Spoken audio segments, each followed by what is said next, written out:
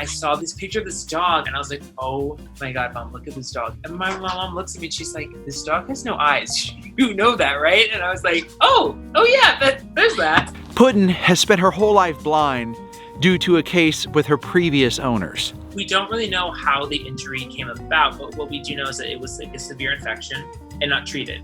She was a month old at this point. She was pretty young. Someone called from the community and was like, hey, this puppy doesn't look good in this house. Can someone come and help? Animal Protective Services got involved.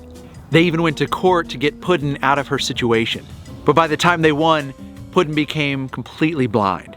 Once they rescued her from the owners and took her in, they took her to the vet and they found that she had lost all sight. The vet was kind of like, she's in a lot of pain. You know, she's young, so that's on her side. You know, I think it's best that we go ahead and remove her eyes, and so that's what they did. Puddin spent 3 to 4 weeks in recovery before being put up for adoption.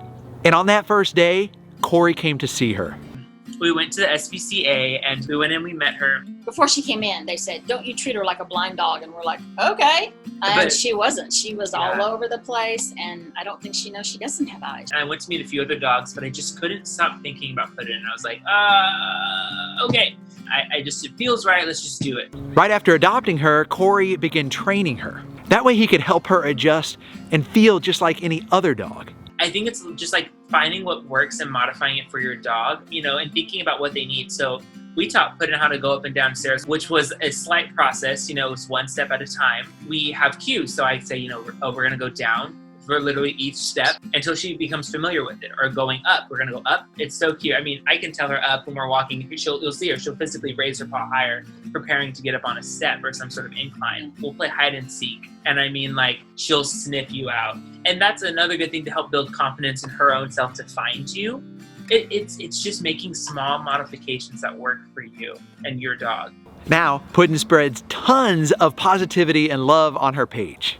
And her fans show her a lot of love in return. Melts my heart. I mean, we obviously had some bad ones and some, you know, not some nice messages, but like, it's just not a really good place in my life. And she was just kind of like there a lot of the time to kind of like support me, like emotionally for me. She's almost like an emotional support dog in the sense where I was just like having this life to have to take care of. I was like, I gotta get out of bed.